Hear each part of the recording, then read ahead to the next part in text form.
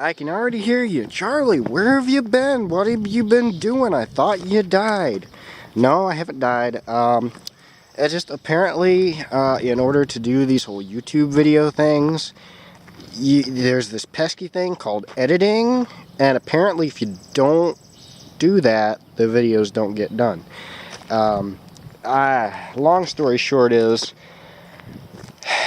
I can't say I hate editing. For whatever reason, well, of course, when I started this, I really liked sitting down and just messing around with the video editor and everything. But, you know, for the last, I don't even know what's it been, about a year since my last video, I really have not wanted to edit. I've made about 5 or 6 videos. I've gone out and shot the footage for 5 or 6 different videos, just, you know, doing different random things and at least giving updates and things like that, but I haven't done the editing yet. It's all sitting here on the SD card in my camera. I've pulled it out several times and put it in my computer and started on editing, but I just, for whatever reason, I don't know. I think it's that I hate listening to myself do these videos. That's probably a big part of it. And the other part of it is, at least for a little while there, it felt forced and weird, and I would listen to it and go, that's not even me. Who is this person? So, what are we doing today, I hear you ask? Well, this is the front bolster for my grandfather's Farmall BN. I know I haven't done any videos on this particular tractor at this moment. I think I've mentioned it once or twice. But my grandfather passed away late 2016, and so I asked my grandmother if I could restore this tractor, and she said yes. And so since then I've just been working on tearing it all down, and well, pretty much I tore it down, pulled this off, pulled the engine off, sent the engine out to have it all machined, and then it sat for a while because my other grandfather and uncle were going to help me finish rebuilding the engine, I should say, and then they got pretty busy. So we didn't have any time, but here this last weekend, a week ago today actually, they managed to get some free time, and so they told me to bring the engine over and we get it around, and so we did that. But yeah, I am going to find a place to stick this camera, which is easier said than done, and then I'm going to grab my pressure washer over there. I got a Ryobi 1600 PSI little electric pressure washer, which I'll show you after I get this all done. But yeah, I'll do that, and then we'll figure out, I can show you the rest of the tractor and that kind of thing. So let me see if I can mount this here, and if it works, it works, and if it doesn't, then I'll find somewhere else.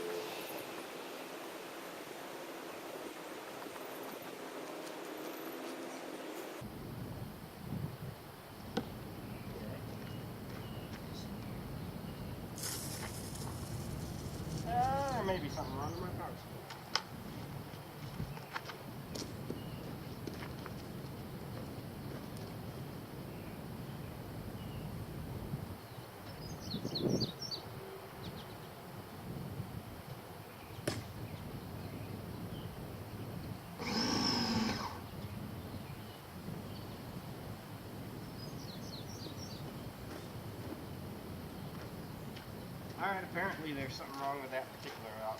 I don't know what it is or why or anything like that, but here we go.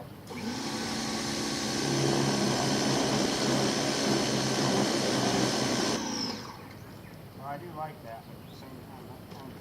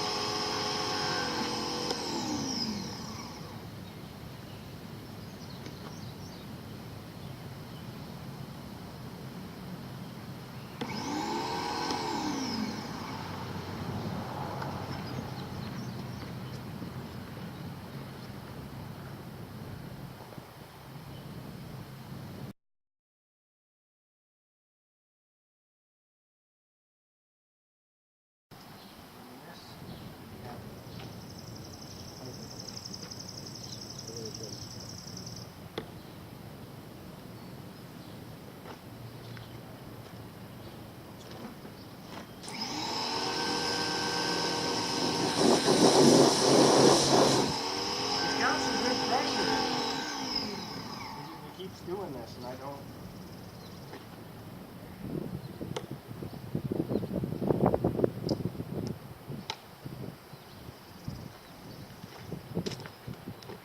Let me see if you've even got battery before I sit down and start talking to the camera. Yeah, you're still going. Well, Ryobi 1600 psi. Pressure washer at the moment is a bust, I guess. We ought to have the water pressure to run it. I don't think it's a problem with the pressure washer itself.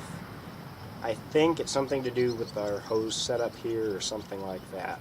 There is a leak, a small leak up by the up by where the actual garden hose screws into the faucet outside. So I think maybe it just might be a problem with that, because that leak, you know, might be letting air in or something, and it's never been an issue before. But then again, I haven't ever ran this pressure washer before. I just got it today. I mean, literally, like at 11 o'clock today I bought it, and it's now like 2 o'clock, 2:30, so you know. But anyway, guys, I'm going to go see what I can figure out, and then we'll get to it from there. So, thank you.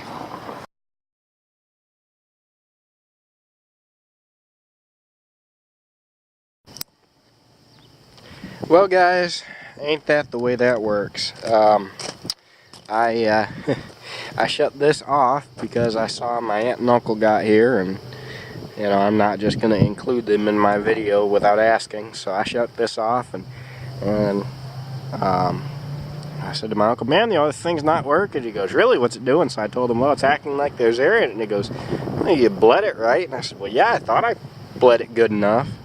So he's like, well, here, let me see. So he picks it up, aims it at the front bolster on that tractor. He blows it real quick, and nothing happens as far as it acting up. And he's like, well, what's wrong with that? I'm like, just wait for it. So he stood there for a good minute and a half and just, you know, spraying it at it. Nothing happens, and I said, that's not fair. So, but I went back over, and about that time this thing died, so I wasn't able to get any more footage then. But I finished cleaning up the bolster, and I've got it in the shop right now. I have my radio going on, but I don't want to you know, get in trouble for copyright stuff. So I'm going to shut this off, go inside, shut that off, and then I'll turn this back on and get some more video. So be back in a second, y'all. Oh boy, here we go. I get to listen to YouTube tell me about how I'm wrong and about how this is all unsafe and everything else. And I know. This is not the OSHA violation you are looking for. This is my grandfather's Farmall BN, or at least the rear half of it.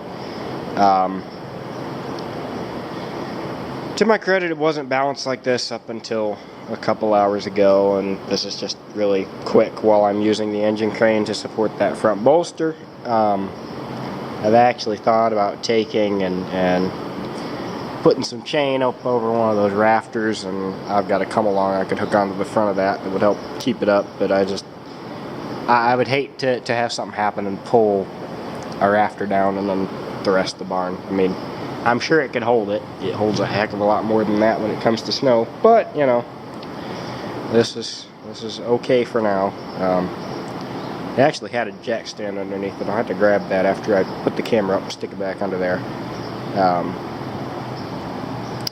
But this is what I've been working on, just, you know, going and scraping out all the dirt out of the areas. I've really been trying to get up in here. I don't know if you can see up in there very well. Maybe I got my little. Tell you what, I admit I have drank the Milwaukee Kool-Aid a little too hard. I got a little Milwaukee pen light. But I love this thing, so we'll see if that doesn't help any. It's not terrible up in there. I mean, not anymore, not nearly as bad as it was, but I've still got some work to do up there. And then it'll just be a lot of wire brushing this stuff and painting it. The nice thing is I'm not gonna worry about taping the tires off or anything like that, or the wheels. I'm not really gonna worry about, or not the wheels, the rims, sorry. These tires are all cracked and whatnot, and tires of this size really won't be that expensive, so I'll just replace these, since I have to replace the rears anyway, which you can see that one there is flat. It's currently got those little car dollies underneath it, as does the other one. But yeah, both those tires are, and that's the thing that aggravates me, is these tires would technically be good tires, that they're not worn out, they're just so weathered that, I mean, they went completely and totally flat. And that one over there I know has holes in the sidewall where you can see the belting through it, so that one's not much, that one's not very long for this world, even though it is technically holding air.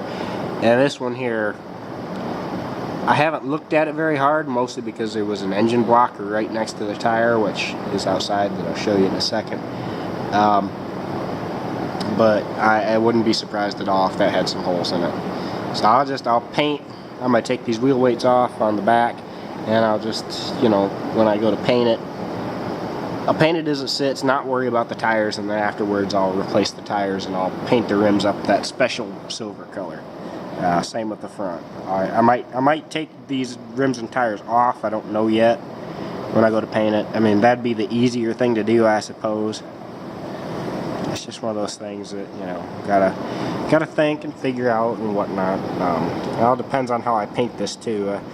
The engine for this tractor is not here right now. It's over at my other grandfather's dairy farm, about 7 miles up the road or so. They had me bring it over last weekend, and we slapped it back together. It had sat in here on one of those, I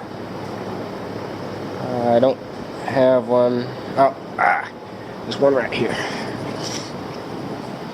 It had sat on one of these, the block had sat on one of these. Actually, this might be, no, this isn't the one, but it sat on one of these for quite a while.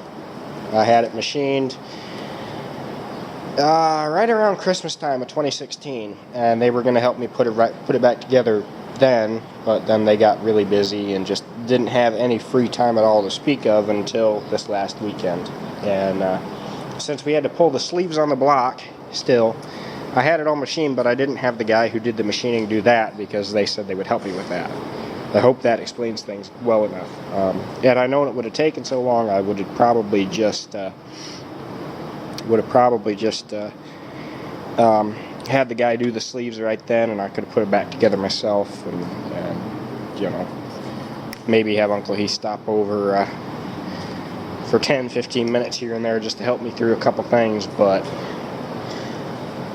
you know, as it is, it's done now. So I've just got to get I got to get the magneto over there, put that in. There's a couple small parts that we were missing when I went to put it all together, so I got to take those over as well. But then that'll be back, and I'm trying to decide. I would like to paint this tractor in pieces, and you know, paint the front bolster, and then paint the engine, and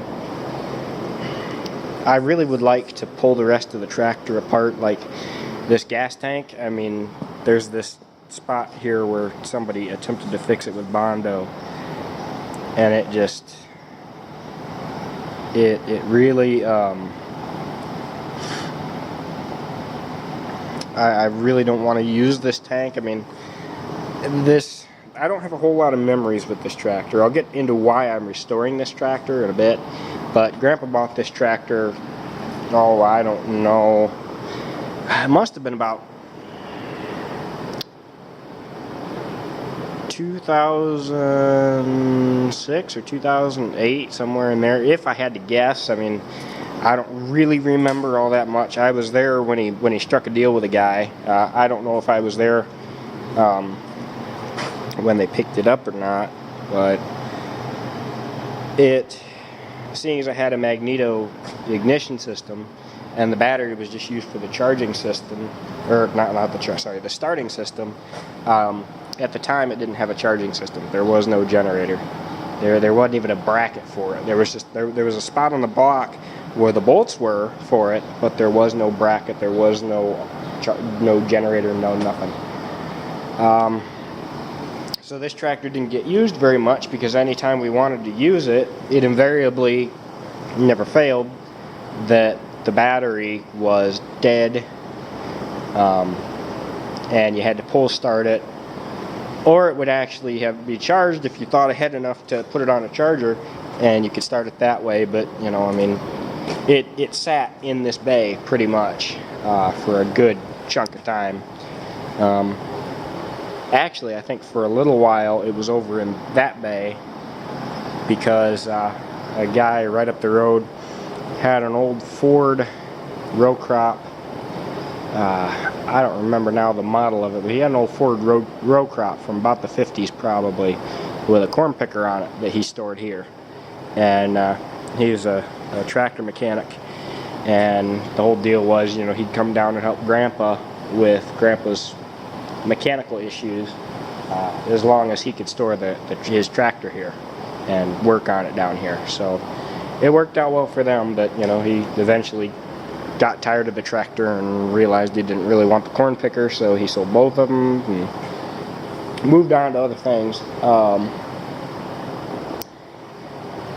And then at that point, this moved over here, and it sat here for most of its life that I've known it to be around. It really isn't in that bad a shape. I mean, there's almost a part of me that says don't paint it and just leave it as it is, but at the same time, I've put some money into the block and the engine, and I had it all boiled and everything, you know, so the block and the head both need painted, or else they're gonna rust real bad. And you know, I mean, I'm painting that, I may as well paint everything else, and I'm doing this tractor as kind of a labor of love for him since he passed away in late 2016. I'd really like to get it back into you know, I don't know if I can call it factory condition, maybe used showroom condition, maybe, you know, like mid to late 50s used showroom condition. You know, paint's still good, Maybe has a few dents in the sheet metal here and there. Maybe has a few things changed, like this seat. This is not, obviously, the original seat. This is off of an H, it looks like. Which is aggravating because, I don't know, for those of you who know, you'll understand. For those of you who don't know, International Farmall, when they built these tractors, these BNs and such, they put the data tag for the tractor on the bracket for the seat. So I have no way of determining this tractor's year or anything like that. I know I could look at the block, but the problem with that is I already tried that. And according to somebody who poured through the things and through the VIN data for me, or engine data plate numbers for me, told me that the block in this came out of, I don't remember if it was an A or if it was a C, I don't know. It came out of something. It was either an A or a C. It wasn't a B or a BN, I know that. Pretty sure it was an A. So this tractor just sort of exists. It's not, I don't have the official like year or anything like that. There's no, I've looked all over this thing because I thought, you know, surely if they're going to go to the trouble to mount the seat in here, I mean, you'd think that they would do something to give it some, you know, to put the data plate on it somewhere where you could find it if you ever needed it, and no. But so, yeah, I'll take and I want to paint that front bolster. I'd like to get it painted tomorrow, but I know that's probably not going to happen at this point. I mean, I know I wouldn't get it actually painted with actual red, but, you know, I've got somewhere over here. Oh, right here. This should be, yeah, red oxide primer. I don't know if you can see that, but I got that. I got my hardener and my thinner, at least some of what I'll need. I got a friend who does professional body work, who's been giving me pointers on this stuff. I owe him a couple beers for all the advice he's given me, but, you know. And he said to paint it and use hardener in each coat. I mean, everything from the base coat of primer all the way up to the finish coat, use hardener in it. So, I had never heard that before, but he knows what he's talking about. And me, I only do painting just as like I can sort of kind of do it hobby. I'll do it on my own stuff, but I won't do it for anybody else. Mostly because, I mean, if you're going to give me a rattle can and just say, hey, go to town, I just need it covered in paint, yeah, I can do that. But, you know, if you want it to look nice, don't ask me, because my paint jobs are hit and miss at best. But yeah, anyway, I'd like to get the bolster painted here in the next couple days and put a coat or two coats of primer on it, about 15 minutes apart with hardener. And I do not want to bump into that steering shaft. I've done that once today, and that hurt a little bit. And I'm sorry for rambling. This is my Achilles heel when it comes to these videos, because I ramble and ramble and ramble, and then I don't want to sit down and edit and try to figure out where to cut my rambling at and splice it all together. So I'm probably just going to do this one as a one raw video and just say, here you go. But yeah, I'd like to get the bolster painted, and then I'll set it down back up there where I had it, nice and gentle. And I'll take the engine. I'd like to hang the engine off this engine crane and paint that. And then I would really like to be able, and I know I'm probably not going to have the time or anything like that, but I'd really like to be able to set the engine on the floor carefully on some wood blocks, you know, whatnot, like we did over at the farm. And then take the gas tank off and just set that off to the side, because I'm going to take that to the same friend who's been giving me advice on painting the rest of it, and he's going to help me paint the hood and the grill and either this gas tank or whatever other gas tank I find. I'd really rather find another gas tank and maybe even another hood, because I don't know, this one's not terrible, but it's not great. I mean,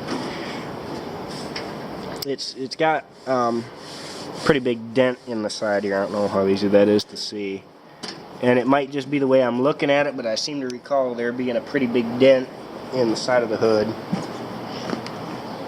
This is not horrible. I mean, these little grill pieces here can probably be straightened, and I don't need it to be perfect. This here kind of bugs me. It's one of those things where I'll have to see what I come up with. I mean, if I can come up with a hood and a grill and everything else that's in really good shape for a decent amount of money, you know, I might just go that route as opposed to this. But I don't think I'm going to get that lucky, so I'm probably going to have to take it to him and say, look, here's what we agreed to trade, plus some cash. Make it look good. Doesn't have to be perfect, but make it look good. But I'd like to take the gas tank off and set that off to the side, and then, you know, maybe I'll have to take the battery out of course, which that battery's bad anyway. I've got a replacement sitting over there on that chair. And, you know, take the starter off, and maybe, I don't know where it's bolted to get. Oh, well, I would say, you know, maybe take like the bell housing there off and paint the bell housing separate, and then take the axle housings off and paint those separate, and paint the drawbar separate, and paint this operator station separate. But I'm beginning to think that might be, I mean, on the one hand, it would be the quote-unquote correct thing to do. It would make it look really nice, and it'd be a very nice tribute. Goodness, excuse me. On the other hand, how long is it going to take? You know what I mean? How long is it going to take to pull all this stuff apart, and more importantly, put it all back together? I mean, I could get this. I mean, if I was going to do this, I could get it all taken apart in about a day, probably. Barring any unforeseen circumstances like, you know, bolts rounding off or things like that, I could get this taken apart into small chunks pretty easily, considering there's not a lot here. I mean, really, to get this, what do you call it? This bell housing off, I mean, and down stripped to where I'd want to paint it, it'd just be the 2 bolts for the starter. I bet there's like 2 bolts, yep, 2 bolts right in here for the gas tank. Either 2 or 4 bolts, probably 4 bolts for that battery box. I'm not sure where, it looks like it bolts into this. For the stand for the throttle cable and the steering wheel and the steering shaft. You know, it'll be just 2 bolts there, it looks like, maybe 4, and then the 4 bolts that hold it onto the transmission, plus whatever's connects it down here, and boom, you know. And then I can paint that separate, and I can paint that separate, or I could paint the gas tank stand separate, and the battery tray separate, and that separate, and then, you know, it'd be just, my biggest thing would honestly be all these linkages for the brakes and the clutch and everything, which I'm probably going to have to look at anyway, because, you know, I mean, it probably needs some work done to them, and the brakes probably need adjusted. But, you know, then it'd be taking the drawbar off and getting this fender off. I've got all but 1 bolt out on this, which is why I said barring any unforeseen circumstance. I put a wrench on the back of it, on the underneath, up in here, and I put my breaker bar with a socket over here. I reefed on it pretty hard, and it rounded back in here. It rounded it off nice and pretty darn smooth. So, you know, I'll have to figure out a way. I'll probably just have to end up taking that whole wheel right there off and I do apologize for me sticking the camera in places it probably doesn't belong, but I'll probably just take that whole wheel off and take a grinder to that bolt very, very, very carefully and grind the head off and pop it out. I mean, I've busted a couple of those bolts holding those fenders on, so it's not like it's a big deal that I'm gonna have to replace a bolt. I'm gonna have to replace bolts anyway. I figured I'd put all new hardware on the fenders. But you know, it's just, again, it's one of those things where, I mean, how in depth do I really want to get into this? How many cans of worms do I want to risk opening? You know what I mean? I mean, it's already leaking, and it's not leaking bad, and it's probably just the fact that the seals in here have dried out, and then now it's leaking out of these gaskets. But it's leaking back in here somewhere, you know, and it's just a matter of, I mean, again, if I were to do this, I'd obviously take the wheels off, set it down on jack stands on these axle shafts, and look and figure out, you know, what I need to take apart where to paint it in as small parts as I can get it without getting too complicated, because these drop boxes here, I'm sure there's a lot in there that's kind of complicated, and I'd really rather not have to mess with that too much if I don't have to. And you know, the operator station, all the linkages and everything. And I'm sure it's not as hard as I'm making it sound, because the truth be told, I haven't really gotten down there and looked at what's holding everything on. But I would really rather not have to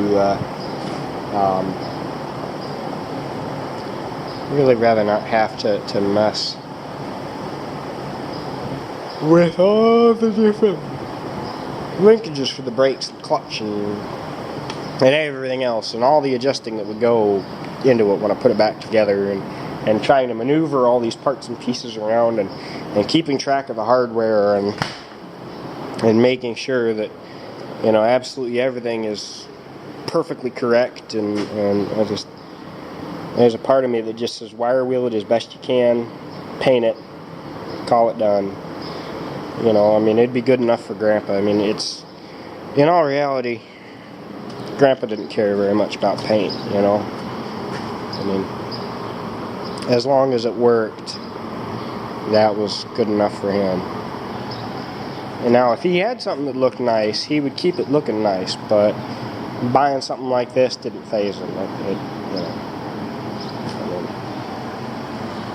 mean, in a case in point, I don't know if you can see it out there, but there's a Ferguson 30 over there in that lean-to, and that tractor's all original with the exception of a couple smaller repairs that have been done on it over the years, and I think it's been converted to 12 volt if I recall correctly. But it's really, it's a really nice tractor, and he kept it that way. He did a very good job of keeping it that way. Anyway, I told you a while back in this video that I would tell you about why I chose this tractor as opposed to something like his Farmall H, which sits over there, that I believe I've mentioned in a video before, although I don't know if that one ever actually got uploaded. The reason I chose this tractor is because the very first tractor he ever owned was a Farmall BN, a lot like this one. This one was actually in the area when he found it, so, you know, for all I know, this could be his original tractor. You know, I don't know how many of these BNs were made off the top of my head, so it definitely wouldn't surprise me if this was his tractor, but at the same time, it also wouldn't surprise me if it wasn't. I do know that his tractor had, oh dear, I just went down to one battery. His tractor had, what do you call it? It had the, I think they called it Lift-O-Matic or something like that. It was a special, almost a hydraulic lift, but it was powered by the engine exhaust. There was a valve up here, and it had a lever that ran back somewhere back there. I haven't ever seen one. I know they're around, I just haven't ever seen it. But you'd throw a lever and it would flip this valve on, and it would actuate these big cylinders that, you know, if you had like a belly mounted cultivator or something, it'd pick those up. Him and a friend of his who I know, I used to go to church and see him at Grandpa's church. Grandpa always told me that him and this other guy Gary had run that tractor so hard the first year they had it that after a year of owning it they had to rebuild the engine, and they couldn't figure out why the valves were burned up. It was because they were using that exhaust lift so much. I mean, I can't say that they were running that tractor around the clock, but it'd pretty much be it. You know, one of them would hop off to go to lunch or something like that, and the other one would hop on and run it for a while, and then they'd trade back out, and you know, that was just their thing. I mean, we've still got the original plow that came with his original BN. I may have mentioned it before. It's a one bottom on steel wheels, sits over in the back barn. Anyway, guys, this is what I got going on, and again, I'm sorry I haven't been around. I'm trying to rectify that situation.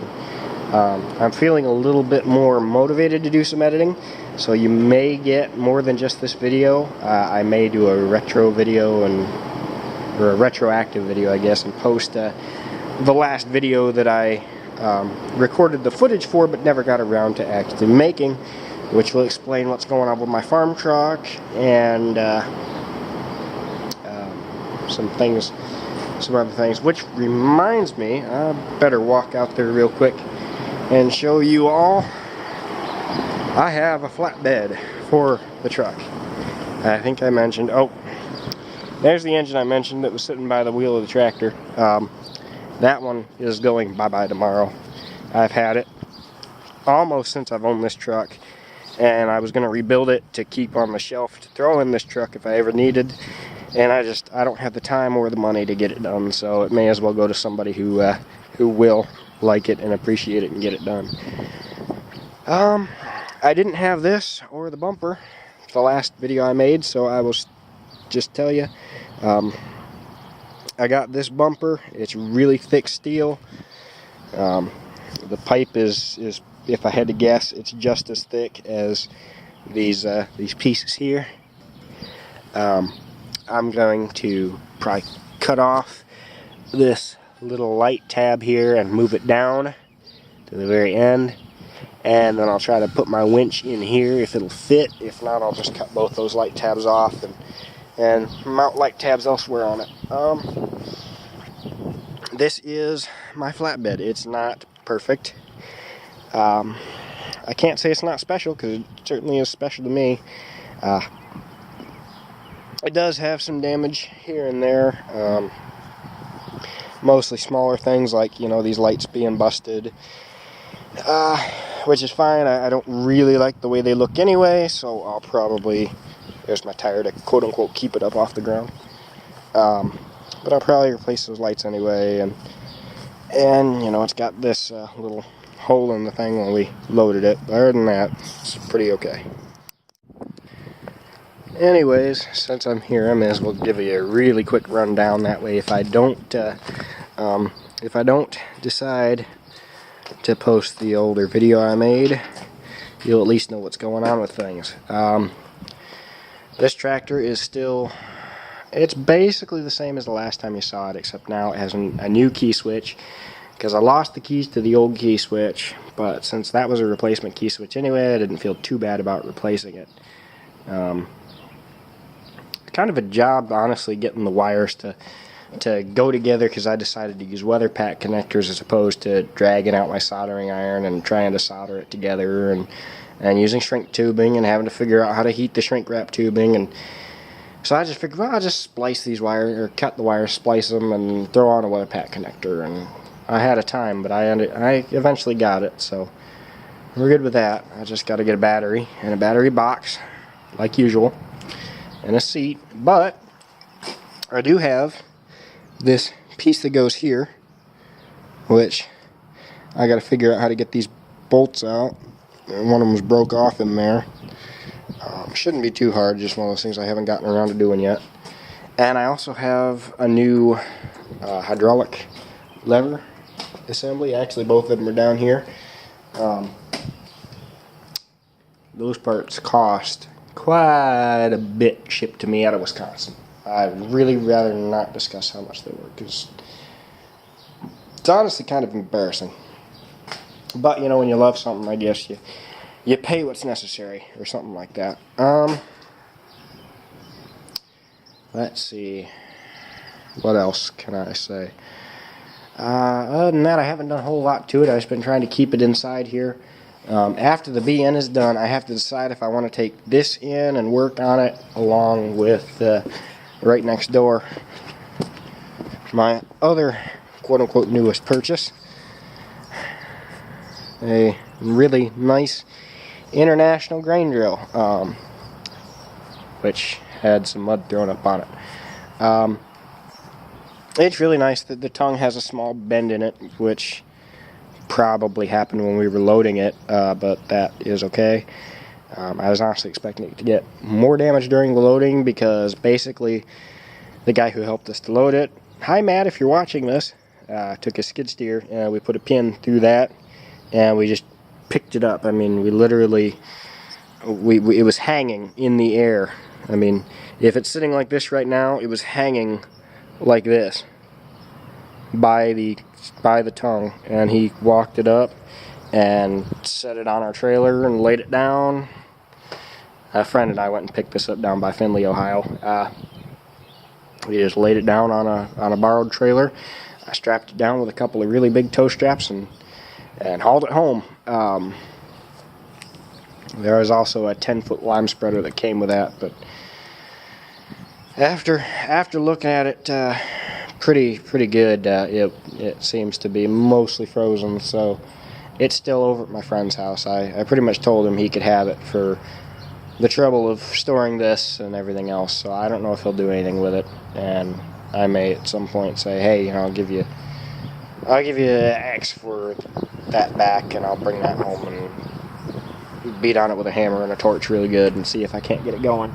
Because it was a neat little Ford Dearborn lime spreader. I mean, it'd probably be worth something to a Ford guy somewhere, if not me. So, back here is the plow I mentioned.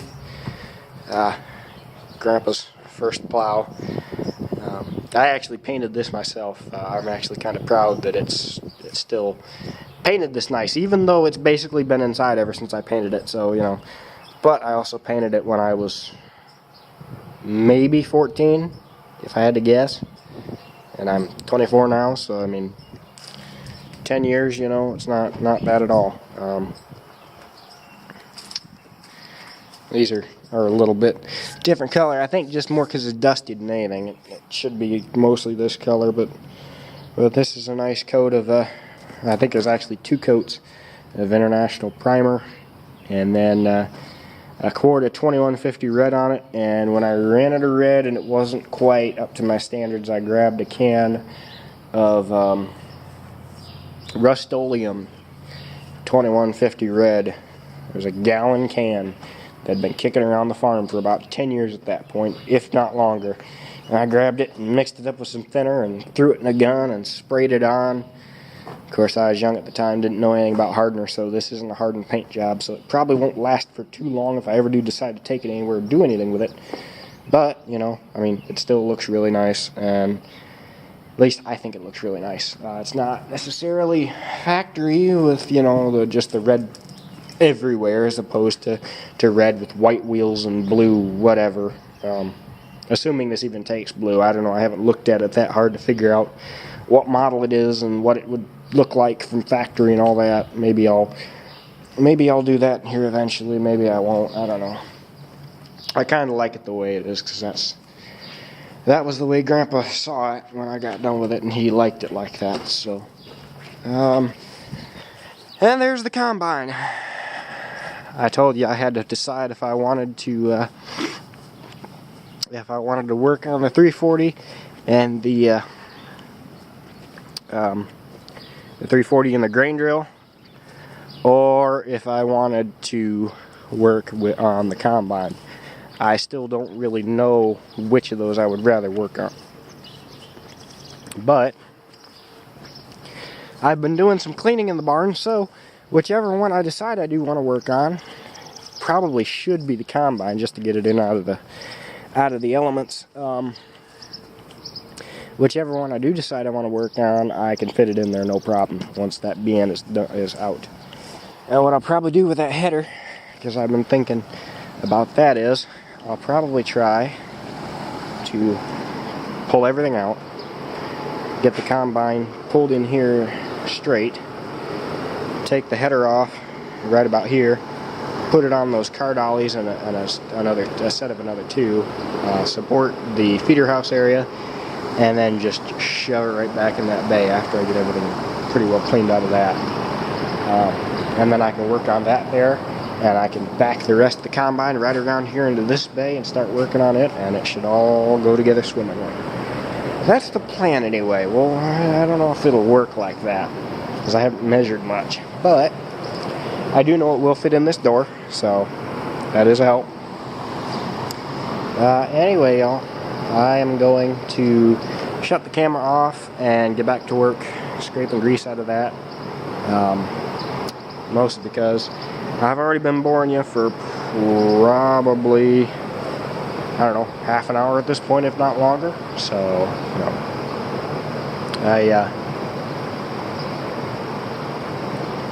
I really don't want you to bore you anymore, you know, watching me scrape grease out of a front bolster on a Farmall and listen to my rambling. So, anyway, guys, thanks again. I will see you soon, hopefully. Take care.